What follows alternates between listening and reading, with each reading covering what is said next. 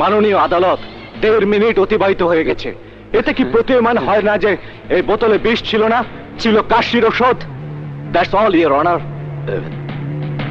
Barrister Mamun আদালতের সামনে প্রত্যক্ষভাবে প্রমাণ করতে সক্ষম হয়েছেন যে আসামি শমশের হাওলাদারের রুমে যে বোতলটি ছিল তাতে বিষ ছিল না, ছিল ঔষধ।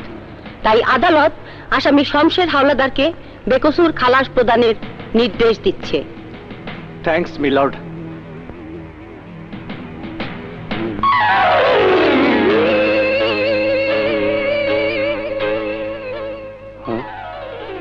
ভুল?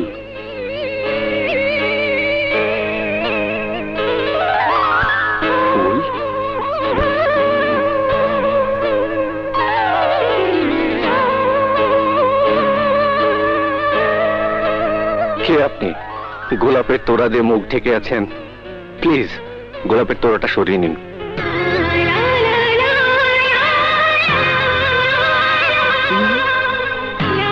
আপনি অসময় গোলাপ ফুলের তোড়া নিয়ে আমার বাড়িতে? বাড়িতে আসতে বাধা আছে কি? বাধা নেই, তবে চিন্তা করছি কথা বলতে গিয়ে আবার তর্ক বিতর্ক শুরু হয়ে যায় কিনা। এটা আদালত নয়, বাড়ি। আদালতের কাজ আদালতে, আর বাড়ির কাজ বাড়িতে। তা অবশ্য ঠিক বলেছেন, তবে বাড়িতে তিনিই আসেন যার সাথে আত্মীয়তা বা হৃদয়ের সম্পর্ক থাকে। তোমার সাথে আমার হৃদয়ের সম্পর্ক আছে। আচ্ছা, আপনি কি বলতে চাচ্ছেন খুলে বলুন তো, আমি কিছুই বুঝতে পারছি না। বুঝতে পারছো না? আমি সিটি কলেজের ছাত্রী বিনা। বিনা? তুমি যখন ফাইনাল ইয়ারে প্রথম দেখা রিকশায় উঠতে গিয়ে, বলতে পারো গতকালকের আদালতের করিডোরের ঘটনার মতো।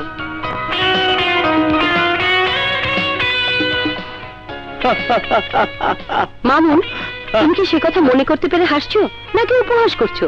সত্যি করে খুলে বলো, নইলে আমি চললাম। আরে দাঁড়াও দাঁড়াও, সব মনে পড়েছে। প্রথমে তো তুমি স্বীকারই করতে চাওনি যে ভুলটা ছিল তোমার, এবং সে ভুলটা ছিল বড় একটি ভুল। পরে অবশ্য তুমি সহ তোমার বান্ধবীরা মিলে হোস্টেলে গিয়ে ভুল স্বীকার করে আমার রুমের মধ্যে বড় একটি গোলাপ রেখে তার পাশাপাশি সাদা কাগজে লিখেছিলে, সুন্দর একটি ফুল আর বড় একটি ফুল পাশাপাশি হলে ওই ফুলটি যদি গোলাপ হয় তো মানুষ ডাক্তার বা উকিলের কাছে যায়, তখন তারা বিষয়টিকে তেমন গুরুত্ব দেয় না। কিন্তু যখন তারা নিজেরাই বিপদে পড়ে, তখন উপলব্ধি করে বিপদে পড়লে মানুষের কি অবস্থা হয়। ভাই সাহেব, এমন ভাবে কথা বলে কাটা ঘায় লবণ দিবেন না। আপনাকে বুঝাতে চাচ্ছেন তা আমরা বুঝতে পেরেছি। যদি কোনো উপায় থাকে তাহলে সেই বুদ্ধিটাই চান। না, আমার কাছে বুদ্ধি দেওয়ার মতো কোনো বুদ্ধি নেই, তবে তোমরা অন্য কোথাও চেষ্টা করে দেখতে পারো। আর আপনারা কেউ জানেন না।